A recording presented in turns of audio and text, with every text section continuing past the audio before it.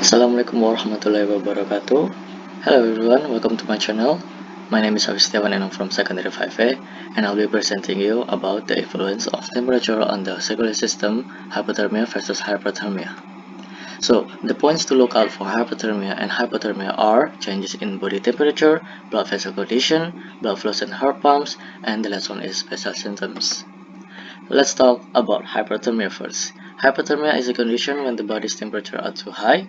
Hyperthermia usually caused by failed regulation system, hot environmental from exogenous and endogenous, but rarely caused by endocrine and drug induced. What happened to the blood vessel condition when hyperthermia occurs? Well, the blood flows will be really fast to transport all of those O2, and the heart pump will also pumping really fast. And for what happened next, there will be in neurogenic perspective: A. Increased intracranial pressure, B. Hemorrhagic stroke, and C. Brain trauma. And these are the symptoms. I divided them into two, normal and special. The normal one are above 38.5 degrees Celsius, feels thirsty, tired and hot. Meanwhile, the special are heat stress, heat fatigue, heat cramps, heat rash, and the most deadly one are heat stroke. And these are the explanation of special symptoms. If you want to pause it, you can pause it and read it because I will be fast to make enough time. Next, we are going to talk about hypothermia.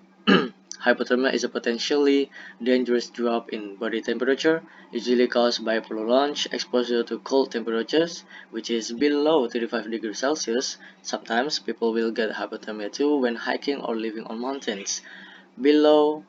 For your information, below than 32 degrees Celsius, hypothermia will become severe and lethal. What happens to the blood vessel condition when hypothermia occurs? Well, there will be a response from the body called shivering. It acts as a protective response to produce heat through muscle activity. So you're shaking your body just to produce enough of heat. This is also called vasoconstriction to be heat-preserving response.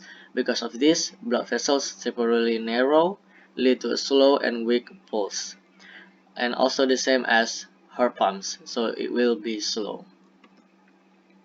And these are the mix of symptoms and the normal symptoms and the special symptoms, and I divided them into two. The first one are babies. They have a cold skin and bright red, and they lack of movement, very low energy, not usually like a normal babies do. And for adults, they have shivering, exhaustion, confusion, fumbling hands, memory loss, etc. And these are the changes body temperature. I put the number of lowest and highest so you can see for yourself. And for hypothermia, the lowest is still unknown, but below of 32 degrees Celsius, as I said before, it will become severe and life-threatening. And these are the video of calculation converting Celsius, Fahrenheit, and Kelvin. So let's watch it. Hello guys, welcome back again to me, and I'll be continue from previous of what I'm saying. So the calculation for Celsius, Fahrenheit, Reaumur, and also Kelvin, and they have each formula. For Celsius is Celsius per 5, for Fahrenheit is Fahrenheit minus 32 per 9, and for Reaumur is Reaumur per 4, and for Kelvin is Kelvin minus 273 per 5. So in order how to do it, okay, and we're going to take an example. For example, the highest temperature of hyperthermia is 38 degrees Celsius. Alright, we are going to use Celsius here, so it means Celsius here divided by 5, and then what we are going to change it. For example, we are going to change it into Reaumur, so it will be Reaumur per 4, and we're going to times crossover. So 4 times 38 is 152, and this is 5 Reaumur, 5R, okay. and we're going to divide it. So 152 divided by 5, and the result will be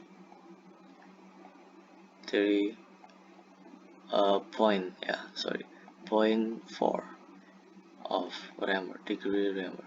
Okay, that's how you find to convert Celsius to Reaumur, and the same thing as Kelvin to Celsius or Fahrenheit to Reaumur and something like that.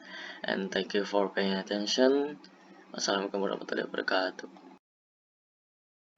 Okay, as you watch the video and I'm finished with my project, thank you very much for your attention, and I hope my PowerPoint here, my presenting is clear enough. I'm sorry if not clear enough. Thank you very much. Wassalamualaikum warahmatullahi wabarakatuh.